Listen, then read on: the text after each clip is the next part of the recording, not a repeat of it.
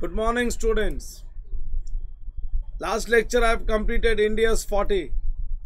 Now I am starting with the new India's.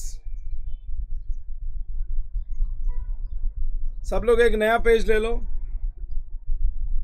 This is actually India's 23 borrowing cost.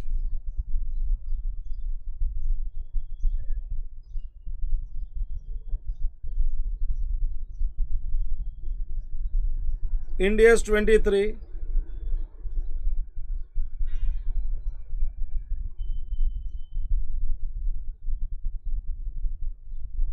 India's 23 borrowing cost.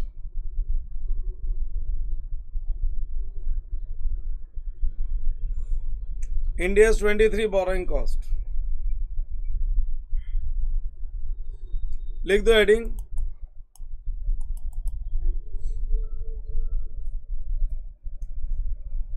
Now see, why to study this Indias? हम लोगों को ये India's क्यों पढ़ना है? We have done AS16 in IPCC. वो भी मैंने ही सिखाया था. See, AS16 was very simple. AS16 was very simple, but this India's 23 is complicated. तुम ये मान के चलो तुमने कुछ नहीं पढ़ा है, तुमको बोरिंग कॉस्ट के बारे में कुछ नहीं मालूम है, तुमको जीरो नॉलेज है, यू नो नथिंग, और ये सोच के तुम आगे बढ़ो. डोंट एट ऑल थिंक कि तुमने सी एंटर में कुछ पढ़ा था, क्योंकि काफी डिटेल्ड और कॉम्प्लिकेटेड अकाउंटिंग स्टैंडर्ड है. Let's suppose there is a company X limited, एक company X limited. There is a company X limited. ये कंपनी ने डिबेंचर्स इश्यू किए. Bank account debit to 10% debentures. Bank account debit to 10% debentures. कितने के debentures issue किए? 10 lakhs. 10 lakhs के debentures issue किए. अब डिबेंचर्स इश्यू किया है तो डिबेंचर पे इंटरेस्ट तो लगना शुरू हो गया. डिबेंचर एक बोरोइंग्स है, और बोरोइंग्स पे 10% का मतलब है 10 लाख पे 1 लाख रुपए का इंटरेस्ट लग रहा है. तो ये जो बोरोइंग्स ले रखा है 10 लाख रुपए का, इस पे जो 1 लाख रुपए का इंटरेस्ट लग रहा है, इसको बोलते हैं बोरोइंग कॉस्ट. क्योंकि बोरोइंग लिया है तो ये बोरोइंग का खर्चा है, इसको बोलते हैं बोरोइंग कॉस्ट. अब ये टॉपिक में ये बोरोइंग कॉस्ट का हमको अकाउंटिंग ट्रीटमेंट सीखना है. We have to learn accounting treatment. ये जो बोरोइंग कॉस्ट है इसका अकाउंटिंग ट्रीटमेंट करना है. ये जो इंटरेस्ट कॉस्ट है इसका क्या करेंगे, लेकिन इसका क्या करेंगे वो डिपेंड करता है कि डिबेंचर का पैसा यूज किधर हुआ है. ये डिबेंचर का पैसा किधर यूज हुआ है. अगर ये डिबेंचर का पैसा यूज हुआ है बिजनेस को चलाने के लिए, for working capital purpose. Working capital purpose का मतलब है for managing the business, for day to day management of the business. अपने को कुछ पैसा चाहिए. अगर ये 10 लाख रुपया उसके लिए हमने यूज किया है तो बिजनेस को मैनेज करने से इनकम जनरेट होती है. बिजनेस को प्रॉपरली मैनेज करने से इनकम जनरेट होती है. सो अगर बिजनेस प्रॉपरली मैनेज होगा तो पीएनएल के क्रेडिट में प्रॉपर स्मूथ इनकम आएगी. तो वो केस में ये जो बोरोइंग कॉस्ट है, ये जो इंटरेस्ट कॉस्ट है, ये इंटरेस्ट कॉस्ट को पीएनएल में डेबिट करेंगे. ये जो डिबेंचर इंटरेस्ट है इसको पीएनएल में डेबिट करेंगे. सो मैं बोल रहा हूँ ये जो बोरोइंग कॉस्ट है उसका ट्रीटमेंट डिपेंड करता है उसके यूसेज पे, उसके यूसेज पे. अगर ये बोरोइंग कॉस्ट का पैसा, ये बोरोइंग कॉस्ट का 10 लाख रुपया, ये जो बोरोइंग्स है उसका बोरोइंग कॉस्ट का नहीं है, जो बोरोइंग्स का 10 लाख रुपया है, ये हमने बिजनेस को मैनेज करने के लिए यूज किया, तो ये इंटरेस्ट पीएनएल के डेबिट में जाएगा. क्योंकि बिजनेस को स्मूथली मैनेज करोगे तो इनकम जनरेट होगी, और इनकम के सामने ये हम लोग खर्चा दिखा देंगे. लेकिन अगर ये 10 लाख रुपीज हमने यूज किया, हमारा एक कंस्ट्रक्शन का काम चल रहा था, बिल्डिंग कंस्ट्रक्शन, हमारी एक बिल्डिंग कंस्ट्रक्शन का काम चल रहा था. सो ये पैसा हम लोग ने बिल्डिंग कंस्ट्रक्शन में यूज किया. सी, बिल्डिंग कंस्ट्रक्शन में मटेरियल, लेबर और जो भी ओवरहेड्स लगता है वो सब हम लोग पीएनएल में डेबिट नहीं करते, वो हम लोग बिल्डिंग में ऐड कर देते, क्योंकि बिल्डिंग बनाने का खर्चा है. सो इवन अगर ये बोरिंग्स का 10 लाख रुपया भी बिल्डिंग बनाने में यूज हुआ है, तो ये जो बोरिंग का भी कॉस्ट है, इंटरेस्ट कॉस्ट वो भी मटेरियल, लेबर और ओवरहेड्स के तरह बिल्डिंग में ही ऐड हो जाएगा। सो अगर ये 10 लाख रुपीस हमने बिल्डिंग कंस्ट्रक्शन में यूज किया है, तो फिर वो केस में ये जो बोरिंग कॉस्ट है, ये जो इंटरेस्ट है, ये इंटरेस्ट पीएनएल में नहीं जाएगा, ये इंटरेस्ट बिल्डिंग के साथ ऐड हो जाएगा। और जब इंटरेस्ट पीएनएल में नहीं जाता, इंटरेस्ट बिल्डिंग के साथ ऐड हो जाता है, तो हम लोग बोलते हैं interest cost is capitalised. We say interest cost is capitalised. In short we say the borrowing cost is capitalised. Borrowing cost is capitalized. So finally, if borrowings is utilized on some construction work, कोई construction of building या semi finished asset पे अगर use होता है, if the borrowings are used on semi finished asset, then the borrowing cost that is interest will not be transferred to P&L, but it will be added to the cost of building.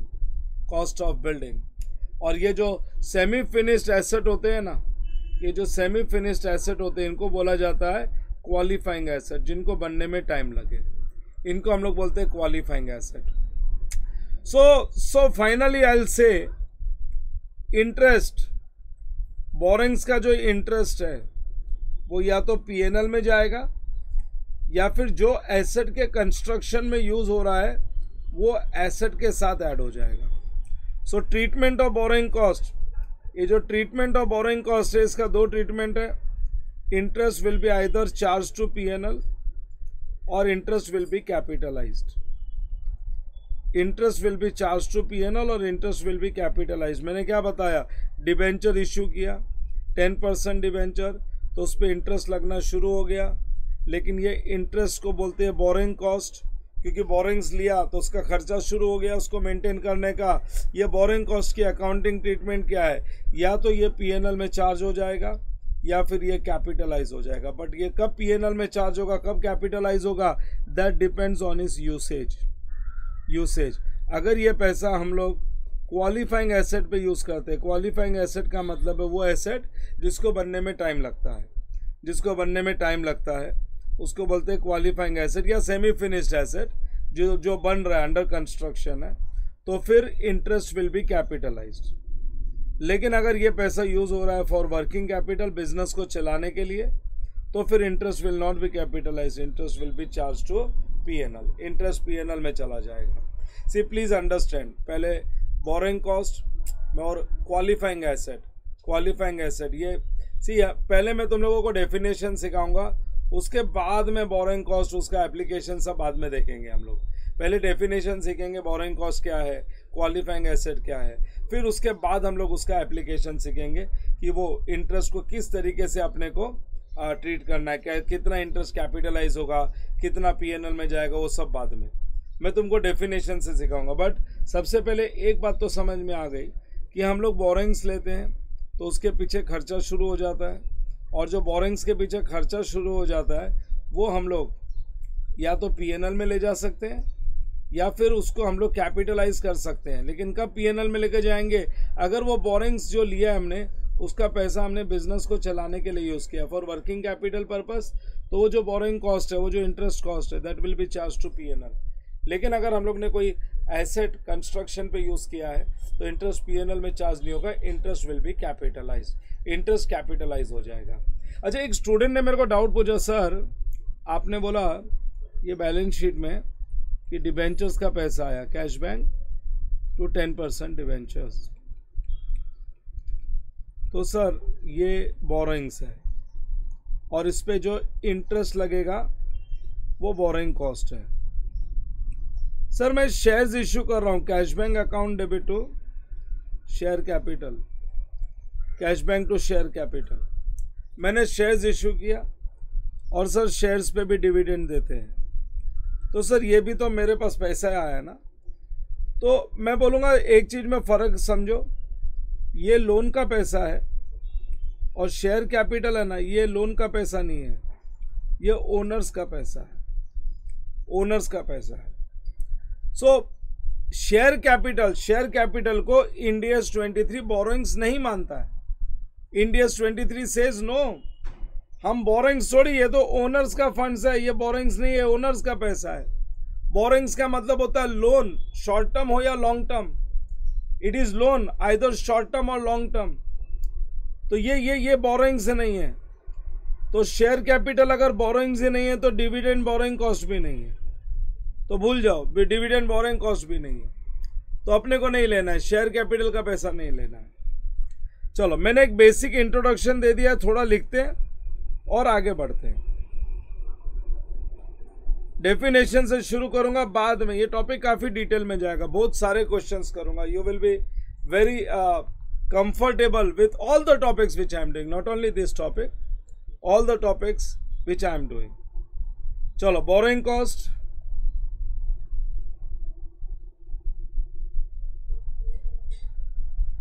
लिखोगे concept 1,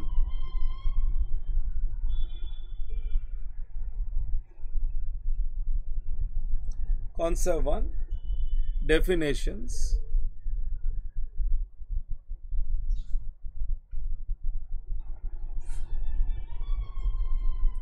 definitions,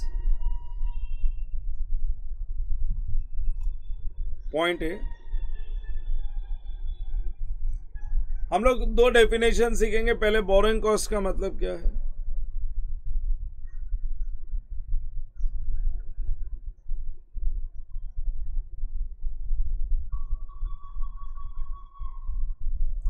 और दूसरा सीखोगे meaning of qualifying assets.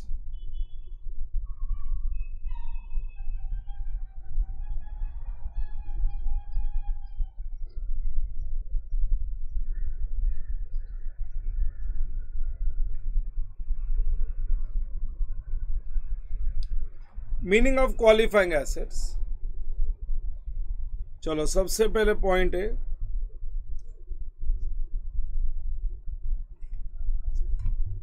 Meaning of borrowing cost.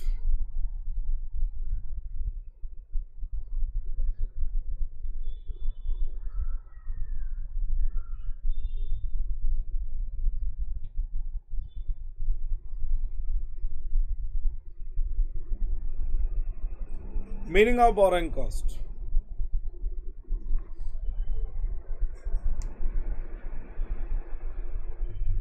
All right, meaning of borrowing cost. Now listen, borrowing cost का मतलब तो बता ही दिया मैंने। बोरोइंग कॉस्ट का मतलब है लोन लेने के बाद जो अपने को खर्चा आता है, लेकिन बोरोइंग कॉस्ट में खाली लोन लेने के टाइम पे, लोन लेने के बाद में जो इंटरेस्ट कॉस्ट आता है उसी को बोरोइंग कॉस्ट नहीं बोलते। बोरोइंग कॉस्ट में और बहुत सारे एक्सपेंसेस आएंगे। लोन लेने के टाइम पे अगर कोई एक्सपेंसेस इनकर किया है ना, डायरेक्टली अरेंजमेंट ऑफ फंड्स के समय, तुम बोलोगे सर लोन लेने के टाइम पे कौन से एक्सपेंसेस आते हैं। लोन लेने के टाइम पे सपोज मैंने डिबेंचर्स इश्यू किया, और डिबेंचर्स इश्यू करने के समय मेरे को देना पड़ा, नंबर 1 डिस्काउंट देना पड़ा, तो वो बोरोइंग कॉस्ट माना जाएगा। मैं बताता हूँ कैसे। मैंने 10 लाख डिबेंचर्स इश्यू किया, लेकिन मेरे को इस पे 10% डिस्काउंट देना पड़ा। 10% डिस्काउंट देना पड़ा, इसका मतलब है 1 लाख रुपया तो डिस्काउंट में ही निकल गया। तो मेरे हाथ में 9 लाख रुपया आया, तो खर्चा तो हुआ ना। अरे पैसा आने के बाद खर्चा करो या डिस्काउंट देने से कम पैसा रिसीव करो, बात तो एक ही हुई, खर्चा तो लगा। सो मेरे पास 9 लाख रुपया ही आया, तो ये मेरा बोरोइंग कॉस्ट है, इसको भी बोरोइंग कॉस्ट बोलूंगा, क्योंकि अगर मैं डिस्काउंट नहीं देता तो 9 लाख रुपया जमा नहीं कर सकता था। तो ये 1 लाख रुपया मैं बोलूंगा बोरो करने के लिए खर्चा करना पड़ा। तुमको मैं बताता हूँ, हम लोग बिल डिस्काउंट करवाते हैं, ना, bills of exchange. So bank में जाके जब बिल को डिस्काउंट करते तो तुमको पहले से मालूम है, अगर 10,000 का बिल है तो बैंक तुमको 10,000 देगा ही नहीं, तुमको 500 रुपया काट के देगा। तुमको 3 महीने का 3 मंथ्स का बिल्स ऑफ एक्सचेंज है, तुमने डिस्काउंट करा लिया, बैंक ने 10,000 का बिल लिया तुम्हारे पास से और 500 रुपया काट के 9,500 रुपया तुमको दे दिया। तो हमको तो वेल इन एडवांस मालूम था कि बैंक कुछ पैसा काटेगा। तो हमने जो 500 रुपया खर्चा किया है, इनफैक्ट जो 500 रुपया हमारा कट गया, हम ये मानेंगे अगर 9,500 का फाइनेंस चाहिए था तो 500 रुपया खर्चा करना पड़ा। तो ये एक्सपेंसेस इनकर टू रेज फाइनेंस है, तो ये भी बोरोइंग कॉस्ट है। इतना ही नहीं, ये डिबेंचर इश्यू करने के समय मैंने अंडरराइटिंग कमीशन दिया, मैंने अंडरराइटर्स को अपॉइंट किया कि मेरे डिबेंचर्स बेच के दो, ये डिबेंचर्स का पैसा आना चाहिए लोगों को, ये डिबेंचर्स बेचो और कंपनी में बोरोइंग्स अरेंज करो। सो ये बोरोइंग अंडरराइटर को मैंने 25,000 रुपये का कमीशन दिया। सो जब मैं खाली इंटरेस्ट ही बोरोइंग कॉस्ट नहीं है, इंटरेस्ट ही बोरोइंग कॉस्ट नहीं है, लोन अरेंज करने के समय अगर कोई खर्चा लगे तो वो भी बोरोइंग कॉस्ट है। So even this underwriting commission is borrowing cost, underwriting commission भी बोरोइंग कॉस्ट है। सो बोरोइंग कॉस्ट में क्या क्या आएगा, बोरोइंग कॉस्ट में क्या क्या आएगा मैं तुमको बताता हूँ। बोरोइंग कॉस्ट में इंटरेस्ट तो आएगा ही, इंटरेस्ट तो आएगा ही, लेकिन दूसरे अदर एक्सपेंसेस भी आएंगे जो हम लोग ने इनकर किए। We have incurred, directly incurred while arrangement of funds. तो फंड्स अरेंज करने के लिए ही तो ये मैंने डिस्काउंट दिया, फंड्स अरेंज करने के लिए ही तो मैंने अंडरराइटर को कमीशन दिया, अंडरराइटर को कमीशन दिया।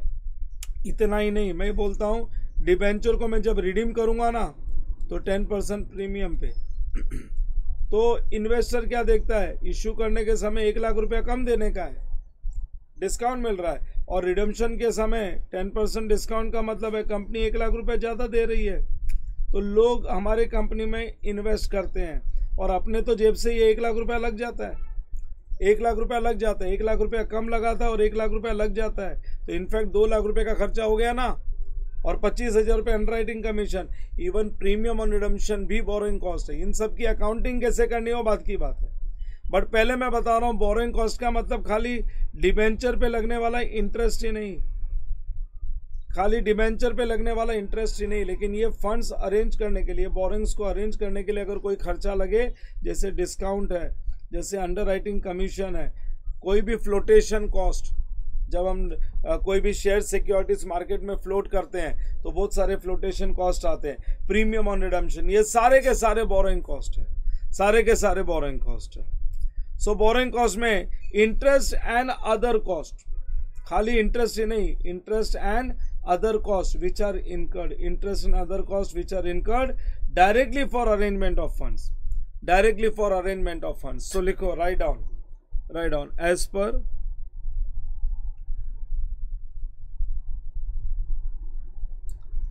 per the provisions of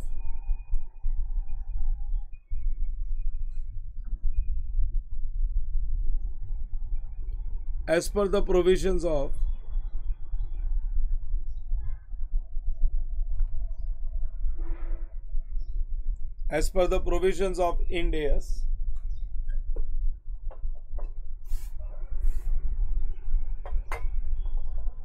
as per the provisions of Ind AS 23,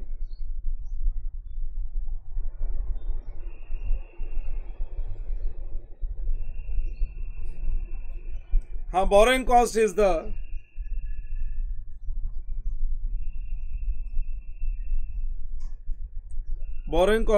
interest. Borrowing cost is the interest and other cost.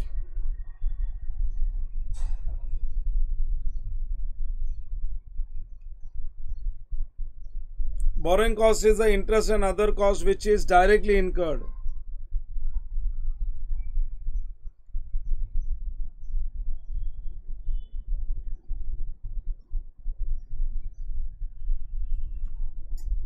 Which is directly incurred. Which is directly incurred for arrangement of funds.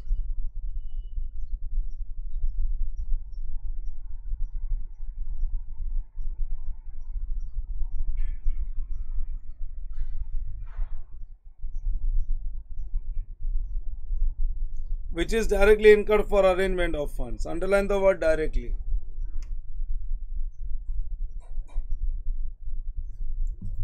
Which is directly incurred for arrangement of funds. सीधा सीधा arrangement of funds के लिए ही इनकर किया, लेकिन मैंने बताया था इसमें हम लोग शेयर कैपिटल को बोरोइंग्स नहीं मानते, तो शेयर कैपिटल अगर बोरोइंग्स नहीं है तो फिर डिविडेंड भी बोरोइंग कॉस्ट नहीं है। सो हम लोग यहाँ पे कॉस्ट ऑफ कैपिटल नहीं, सिर्फ कॉस्ट ऑफ बोरोइंग्स को ही कंसिडर करेंगे। सो नीचे लिखो नोट, लिखो end AS 23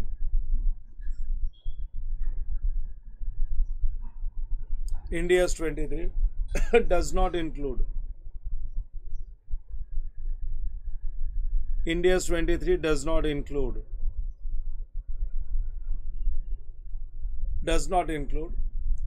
cost of equity share capital, does not include cost of equity share capital,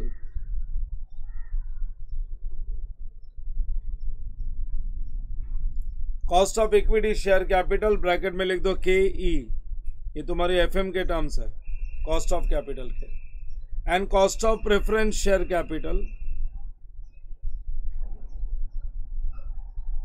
and cost of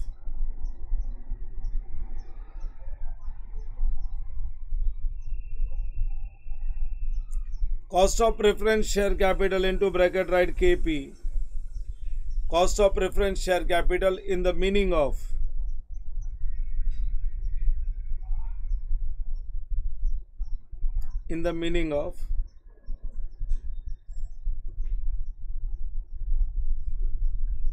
cost of equity share capital, cost of preference share capital in the meaning of borrowing cost, in the meaning of borrowing cost. Only cost of borrowings,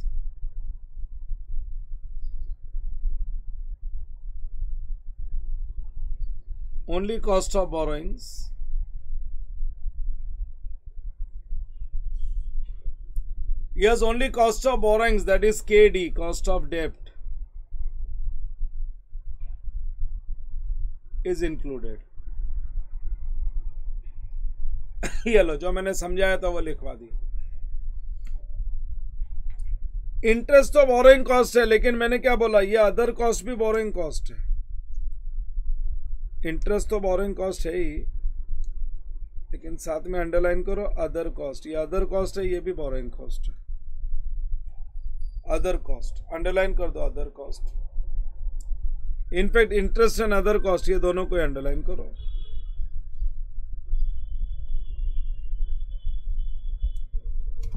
हाँ, interest and other cost एक line छोड़ के लिखोगे।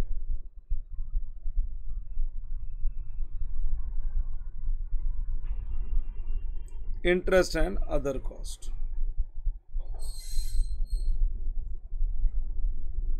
Interest and other cost.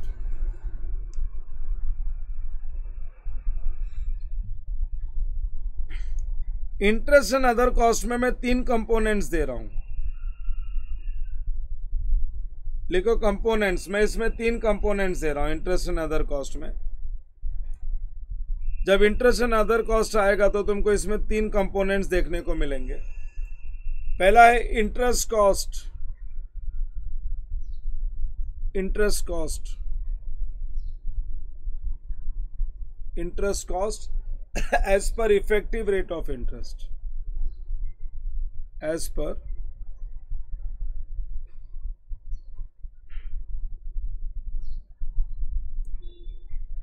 effective rate of interest.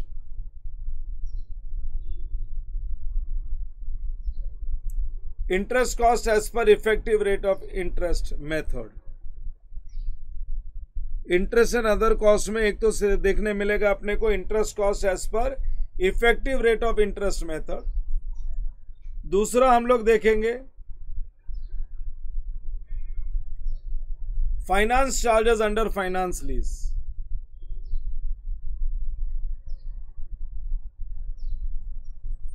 Finance charges under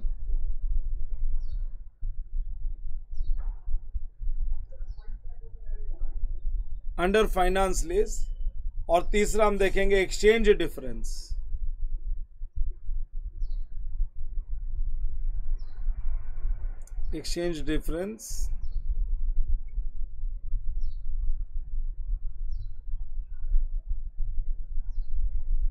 exchange difference under para 6E.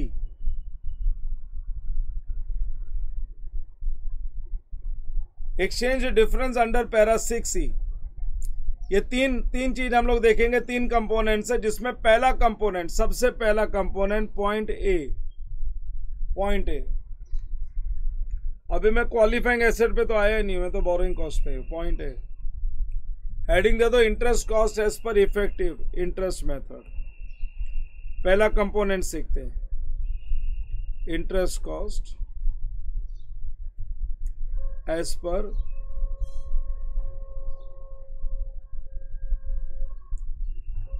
effective rate of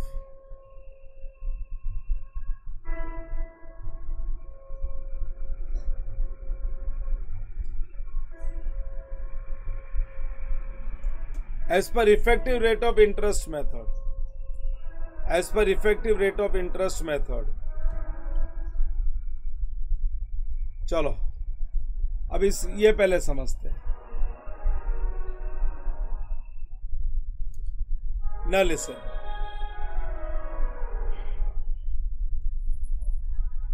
suppose 10 lakh का debentures issue कर रहा हूं मैं,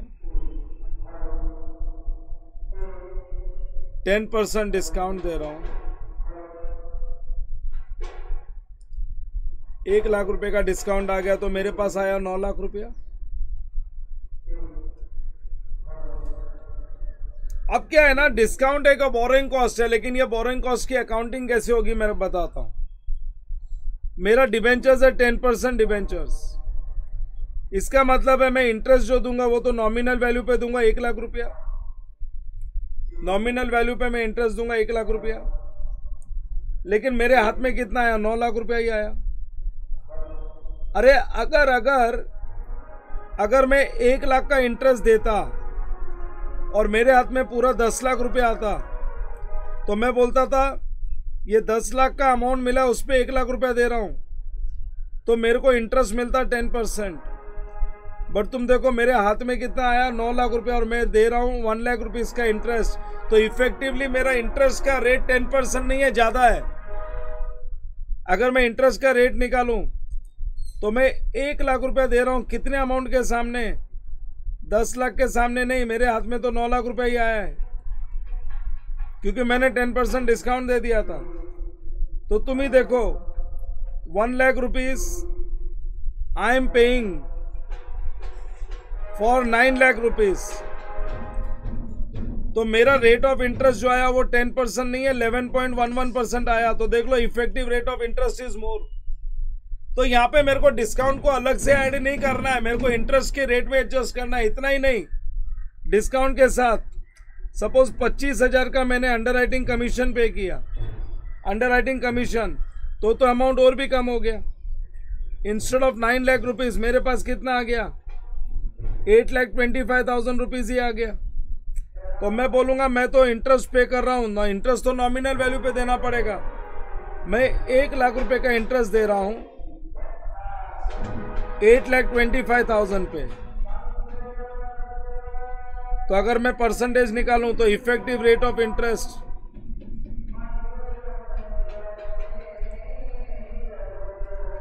12.12%।